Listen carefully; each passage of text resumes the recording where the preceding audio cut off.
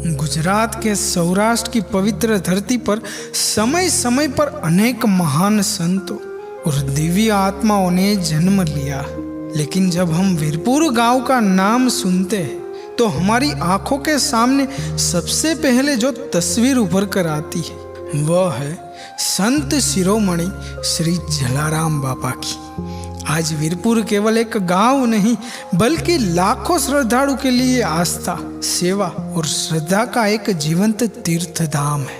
ये वो भूमि है जो जलाराम बापा की निस्वार्थ सेवा, अटूट राम भक्ति और मानवता के प्रति असीम प्रेम से पवित्र हुई है। दोस्तों, क्या आपने कभी सोचा है आखिर इस जगह में ऐसा कौन सा दिव्य रहस्य छिपा है जहाँ हर दिन हजारों लोगों को प्रेम पूर्वक भोजन कराने के बावजूद किसी भी प्रकार का दान स्वीकार नहीं किया जाता। ये कोई साधारण बात नहीं है, ये है जलाराम बापा द्वारा शुरू किए गए सदाव्रत की अमर विरासत, जो आज भी एक बहते झरने की तरह अविरत चल रही है। मित्रों, इस अखुट अनाज के पीछे जलाराम बापा का एक महान चमत्कार है। 81 वर्ष का सार्थक और सेवामय जीवन जीने के बाद जलाराम बापा ने महसूस किया कि अब उनकी धरती पर की यात्रा पूर्ण होने वाली है।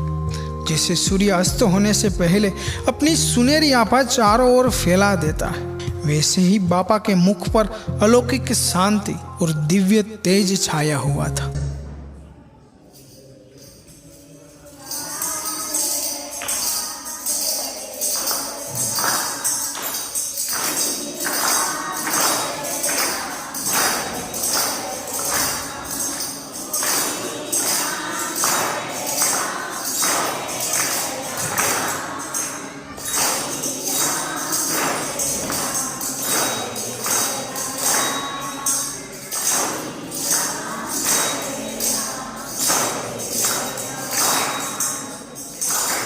वीरपुर के वातावरण में एक अनोखी गंभीरता फैल गई थी। भक्तों और परिवारजनों के हृदय में बापा के स्वास्थ्य की चिंता और उनके सानिध्य को खोने की भय की मिश्र भावनाएं थी।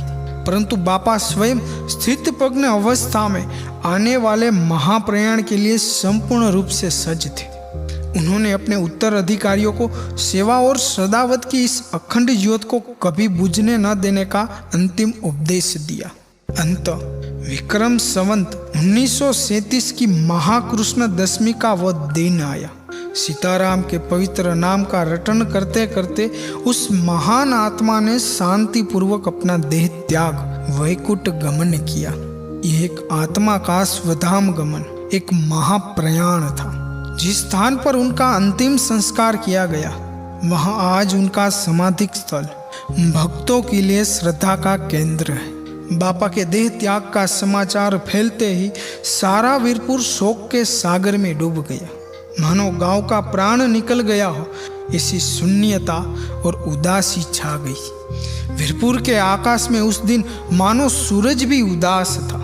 गांव की गलियां सुनी थी, बस चारों ओर लोगों के रुदन का स्वर गूंज रहा था। ऐसी भारी और गमगीनी माहौल के बीच उनके वंशज हरिराम जी लोगों के सामने आए और उन्होंने लोगों को सांत्वना देते हुए समझाया, देखिए, बापा ने हमें रोना नहीं बल्कि रोटी बनाना सिखाया है। जिन्होंने अपना पूरा जीवन दूसरों के आंसू पोंछने में बिताए, उनके लिए हम आंसू बहाकर उन्हें दुखी क्यों करें।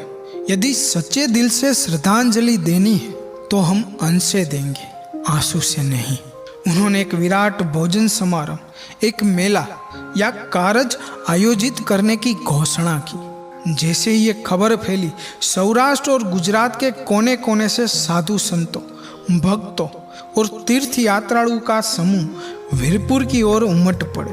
वीरपुर की गलियां मानव सागर से भर गई थी। रसोई में दिन रात चूल्हे जल रहे थे। स्वयं सेवकों की भागदौड़ और जय जलाराम के घोष से वातावरण गूंज रहा था। जैसे जैसे समय बीतता जा रहा था वैसे वैसे भंडारे में भीड़ बढ़ती जा रही थी और अनाज, दाल, घी और गुड़ के भंडार तेजी से खाली हो रहे थे। एक क्षण ऐसा आया जब आयोजकों को चिंता सताने लगी। क्या इतना अनाज पर्याप्त होगा? जिस समय आयोजक और स्वयं सेवकों की चिंता चरम पर थी और भंडार लगभग खाली होने की कगार पर थे। ठीक उसी क्षण एक दिव्य चमत्कार हुआ। मानव सागर की उस विराट भीड़ में से कहीं से एक अज्ञात तेजस्वी मुख वाले साधु का प्रागट्य हुआ।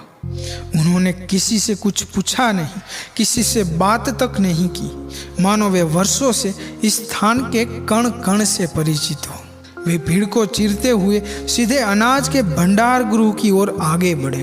वह रहस्यमय साधु ने भंडार गृह में प्रवेश किया। वहां उन्होंने अनाज के खाली हो रहे पात्रों की ओर एक शांत और करुणामयी नजर की। फिर जैसे कोई महायज्ञ की आहुति दे रहे हो, उसी प्रकार वहां पड़े लाडू में से एक लाडू हाथ में उठाया। उसका चुरा करके उन्होंने चारों दिशा में प्रसाद की तरह बिखेरा। उनकी दिव्य वाणी समग्र वातावरण में गूंज रही थी।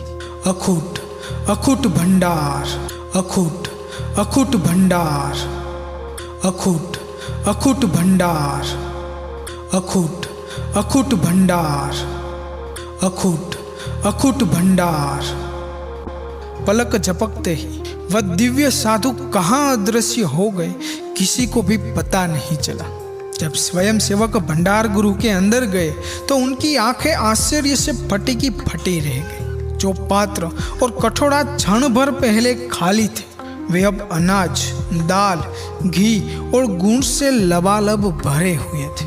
उसके बाद हजारों लोगों को भोजन कराने के बावजूद भी उस भंडार से थोड़ा सा भी अन्न कम नहीं हुआ। आज दान पेटी बिना चलने वाला विश्व का एकमात्र मंदिर जलाराम बापा के अखूट अनाज के चमत्कार का जीवंत प्रमाण है।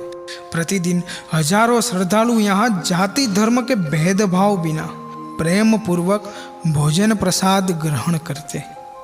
वीरपुर की रसोई आज भी उस दैविक कृपा से चल रही है, जो ये साबित करती है कि जलाराम बापा भले ही भौतिक रूप से हमारे बीच में नहीं है, परंतु जो सेवा का झरना उन्होंने बहाया था, वह आज भी उनके आशीर्वाद से अविरत बह रहा है।